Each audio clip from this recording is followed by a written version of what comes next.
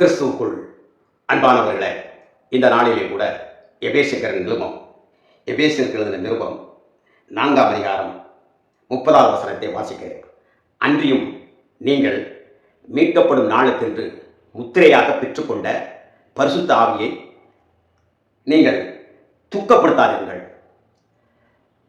இந்த எபேசியர் நிருபம் 4:30 ஒரு கண்ணாடியில் நம் முகத்தை பார்ப்பது போல நமக்கு சொல்லப்பட்டிருக்க. மறுபடியும் வாசிக்கிறேன்.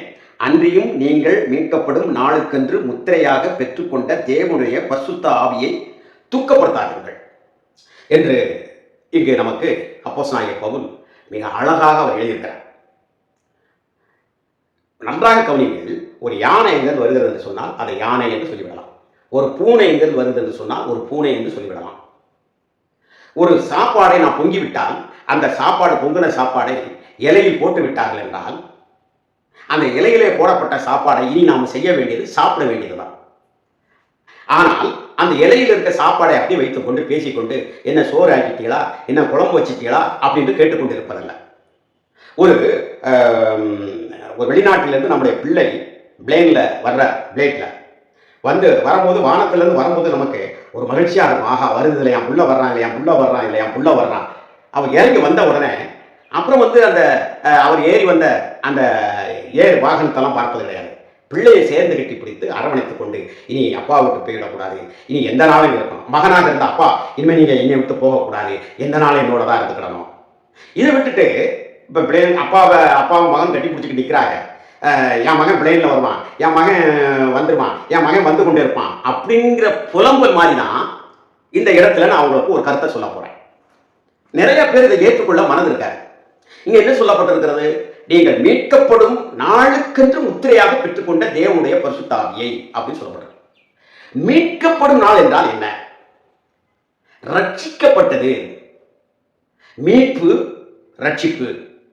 நீங்கள் ரட்சிக்கப்படுகின்ற நாளுக்கு, நீங்கள் ரட்சிக்கப்பட்ட நாளிலே, நீங்கள் மீட்கப்படுகின்ற அந்த நாளிலே, அதனுடைய அர்த்தம் என்ன உங்களுக்கு தெரியுமா? நாம் இங்கிருந்து ஒரு லெட்டர் எழுதுகிறோம். அதை மடித்து ஒரு கவரிலே வைத்திருக்கோம். கவரிலே வைத்து, ஏன்னா இந்த அறிவு நமக்கு வேணும், இந்த காலத்தில் இந்த அறிவு உங்களுக்கு இருக்கிறதா பாருங்கள்.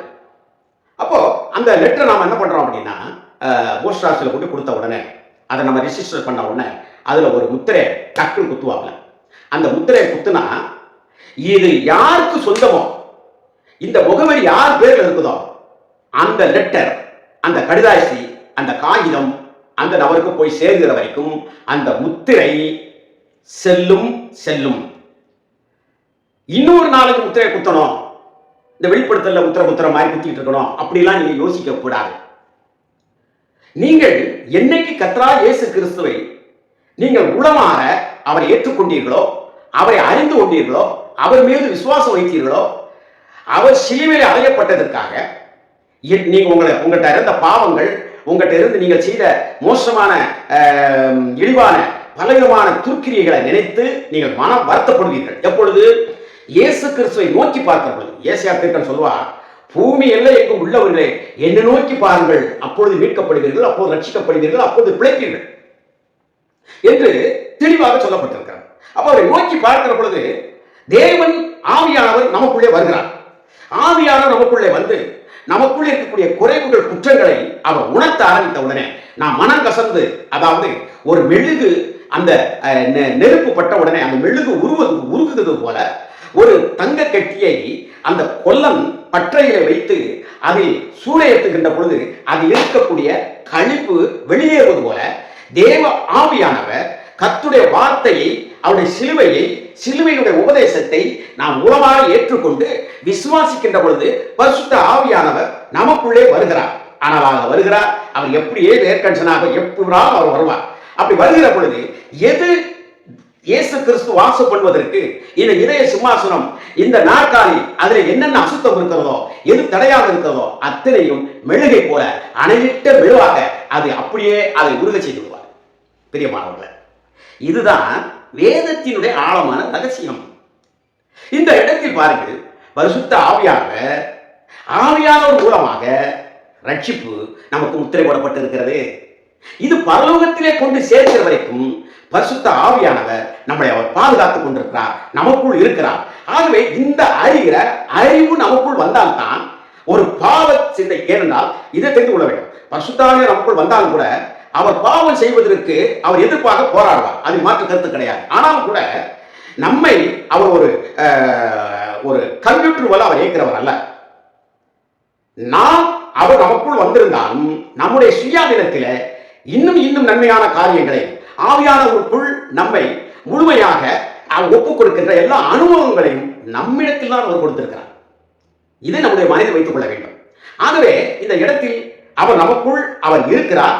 நமக்குள் அவர் இருக்கிற காரணத்தினாலே சத்தியம் விளங்க ஆரம்பிக்கிறது. இதுவரைக்கும் நீங்கள் பைபிள் படித்திருப்பீர்கள். ஒரு காலத்தில் அப்பா அம்மா திட்டினாங்க, அவங்க திட்டினாங்க, மனப்பாடம் பண்ணணும், பரிசு வாங்கணும் அப்படி நீங்க படிச்சவங்க இப்ப நீங்க என்ன செய்றீங்க அப்படின்னா, பரிசு இந்த பைபிளை படிக்கின்ற போது உங்களுக்குள் அப்படி அனப்பொங்குகிறது. ஆவியானவர் சந்தோஷத்தினால் அவருடைய வாக்கு தத்தங்களில் அவர் கொடுத்திருக்கக்கூடிய அந்த அறிவான அந்த மேன்மையான அந்த வாக்கு தத்தங்களை கொடுப்பதும் மற்றவரிடத்தில் ஊழியம் செய்வதிலும் சபையிலே பரிசுத்தமாக வாழ்வதையும் ஒருவருக்கொருவர் போதிக்கக்கூடிய அந்த மகிமையை உணர்த்துகிறார். பாவத்தை குறித்து கண்டித்து உணர்த்துகிறார். தேவனுடைய நீதியான நியாய தீர்ப்பு அது எப்படி வருகிறது என்பதை சொல்கிறார். மோசையா இருந்தாலும் சரி, அவர் தயவு தர்ச்சனை இல்லாமல் அவருடைய நீதி நியாயம் தீர்க்கும். தாவீதாக இருந்தாலும் சரி, யாராக இருந்தாலும் சரி, நீங்கள் வேதத்தில் வாசித்து பார்த்தால் இவனின் தாசன் தான் என்று சொன்னார். ஆனாலும் அவன் அணைவிட்ட புழுவாக அவன் துடிக்கக்கூடிய அளவிலே தேவன் கண்டித்தார். அப்ப இந்த இடத்துல என்ன நாம் யோசிக்கிறோம்? அந்த நியாய தீர்ப்பு எப்படிப்பட்டது? தேவன் எப்படி அந்த உன்னதமான ஒரு நூல் கூட பிசகாமல் நியாயம் இருக்கிறார்? இப்படிப்பட்ட காரியங்கள் எல்லாம் அவர் உணர்த்துவார். எதனால் பிசாசுக்கு ஒரு மன்னிப்பில்லாத ஒரு நரகம் அவனுக்கு தேர்ந்தெடுத்துக் கொண்டான் என்கின்ற அறிவும் நமக்கு விளங்கும். அது மாத்திரமல்லாமல் ஒரு பாவத்தை நான் அந்த தப்பை செஞ்சுட்டான். இப்போ ஒரு பாம்பு போகுது, ஒரு சின்ன பாம்பு போகுது, நல்லா தெரிந்து கொள்ளுங்க. அது ஒரு சின்ன பூச்சி போகுது, ஒரு கம்பெடுத்து அடியா அப்படின்னு சொல்லிக்கிறதில்ல. அப்படி நம்ம சாதாரண நிலத்தில் அந்த பாம்பை பற்றி தெரிந்தவன் நல்லா தெரிந்து கொள்ளுங்க.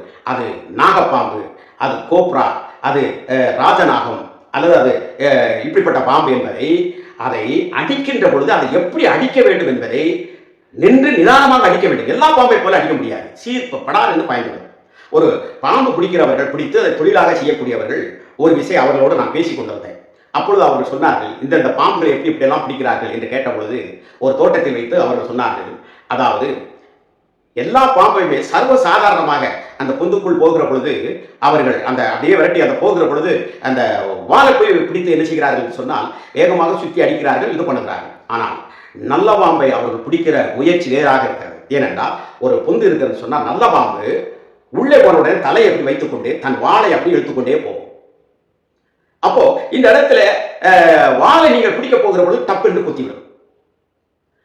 இதை மனதில் வைத்துக் கொள்ள வேண்டும். இப்படி அவர்கள் சொன்னார்கள். மற்ற பாம்பு அப்படியே போய்கிட்டே இருக்கும் அந்த படைக்குள்ள. அப்ப இது என்ன? ஒரு பாவம், அதனுடைய விஷத்தன்மை, அதனுடைய பரிகாரம், அதனுடைய வீரியம் என்ன என்பதை பாவத்தை பாவமாக பார்க்கக்கூடிய அளவிலே நமக்குள் பரிசுத்த ஆவியானவர் இருந்தால் தான் தெரியும். இந்த அறிவை இந்த நாளில் நீங்கள் உணர்ந்து கொள்கிறீர்களா?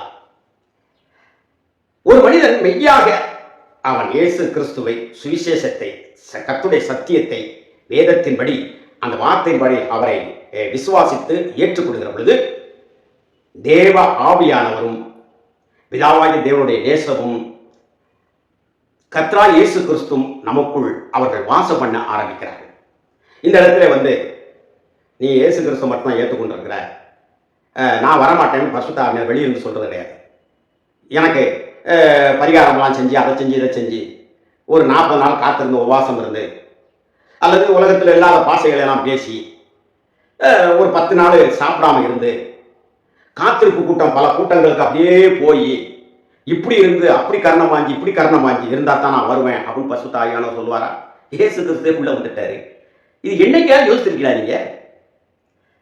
அப்ப இந்த இடத்துல முத்திரை வைத்தாச்சு, ரட்சிப்புங்கிற முத்திரை, அது கொண்டு போய் சேர்க்கிறவர் பரிசுத்த ஆவியானவர்.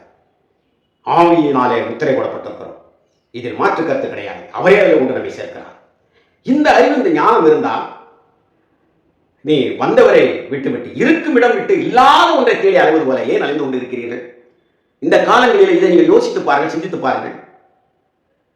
ஏன் ஒரு மனித சுவாபத்திற்கு அப்பாற்பட்ட நிலையில மிதப்பது போல மிதந்து கொண்டிருக்கிறீர்கள்? உள்ளத்தின் ஆழத்தில் இதை விசுவாசித்து இதை படித்து பாருங்கள். அப்போ சில பேர் சொல்லுவாங்க, இல்ல அது ஆரம்பல பரிசுத்த ஆவியானவர் நமக்குள்ள வரணும்னா நம்ம காத்திருந்தா எப்படி செய்யணும், அவர் நிறைவுக்காக அப்படிங்கிறார். நான் உங்களுக்கு சொல்லுகிறேன், பரிசுத்த ஆவியான நிறைவு என்பது, இப்ப பரிசுத்த ஆவியானவர் நமக்குள்ள இருக்கிறார். அவருக்கு ஒரு சேரை போட்டு ஒரு இடத்துல வச்சுட்டு நம்முடைய வாழ்க்கையை நம்முடைய சுபாவத்தின்படி நம்ம சுயத்தின்படி நம்ம கட்டி கொண்டு இருக்கிறோம் வைங்களேன். இன்ஜினியரை கூப்பிட்டு வச்சாச்சு பரிசுத்த ஆவியானவர், பணமெல்லாம் அவர்கிட்ட கொடுத்தாச்சு. ஆனா என் இஷ்டப்படி நான் என்ன செஞ்சுட்டு இருக்கேன், வீட்டை கட்டிட்டு இருக்கேன். அவர்கிட்ட ஒண்ணுமே கேட்கறது. அவர் வரும்போது ஒரு டீயை கொடுக்குறது அப்படி இது விட்டா அந்த இன்ஜினியர் என்ன சொல்லுவாரு, அந்த பணத்தை அவர் வாங்க பிரியப்படுவாரா? அவர் துக்கப்பட்டுல இருப்பாரு. ஐயோ சரியில்லாம கட்டுறானே, இடிஞ்சு விழுந்தா என் பேர்ல அப்பா போவோம். இதுதாங்க அவர் துக்கப்படுறாருன்னு சொல்லப்பட்டிருக்குது.